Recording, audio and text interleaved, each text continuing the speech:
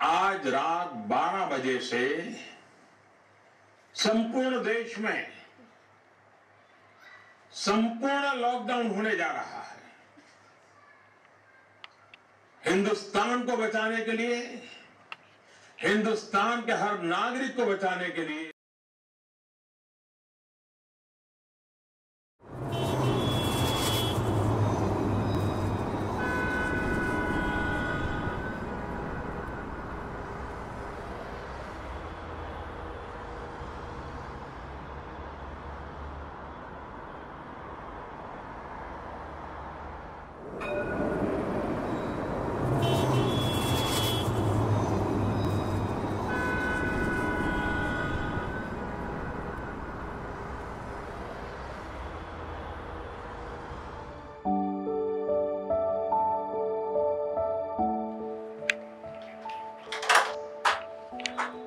तुम्ही आलात, मी वाटच बघत होते. अगं काय ती लॉकडाऊनची बातमी आली आणि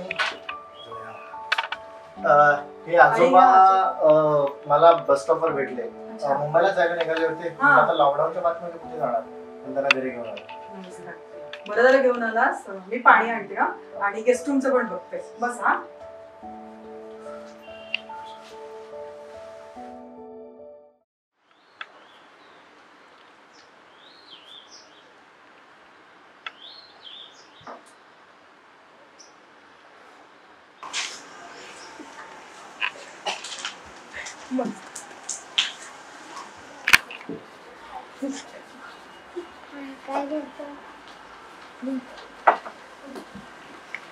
धन्यवाद, माझी खूप मदत केली.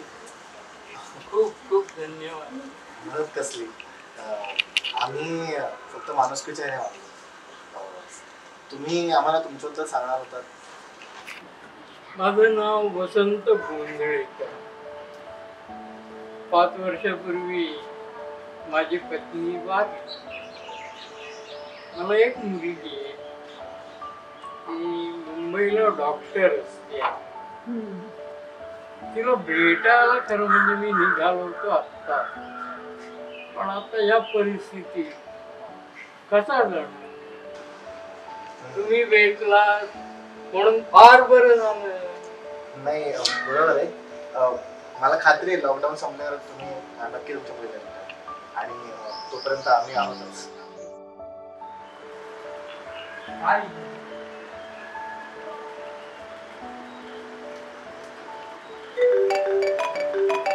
हॅलो हॅलो हॅलो हॅलो कोण बोलतंय? हॅलो जरा बघा हो.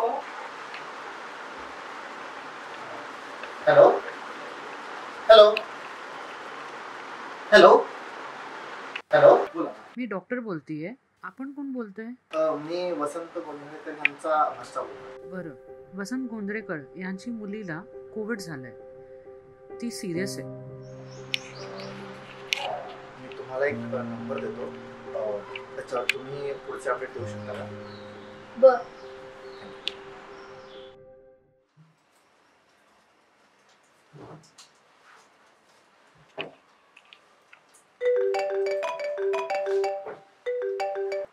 नमस्कार, तुम्ही वसंत गोंधळेकर याचे भाचे बोलतात का? बोलतोय. त्यांची मुलगी. काय काय झालं?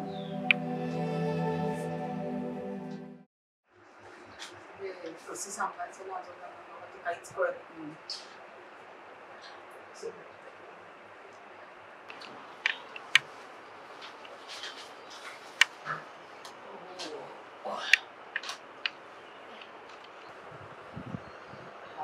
पूजा करत होतो. पूजा करताना मुलीची भयंकर आठवण आली हो मला. तिला भेटायचं म्हणतोय. काय करूया? आजोबा, आम्ही तुम्हाला सांगणारच होतो. तू सांगतोस का? आजोबा, काल आम्हाला डॉक्टरांचा फोन येऊन गेला. काय म्हणून? तुमची मुलगी, त्याचा कोविड नाही केला.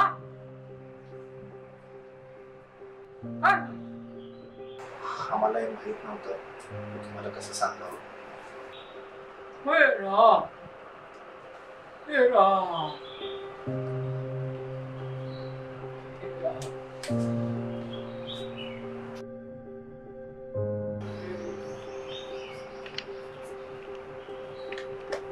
आजोबा सांभाळा सगळं.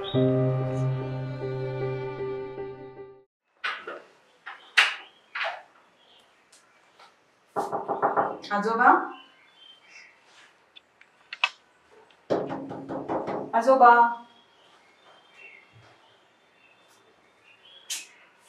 आजोबा उठताय ना?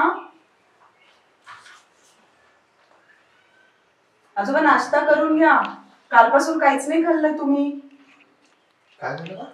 अजून उठलंच नाही वाटतं. आजोबा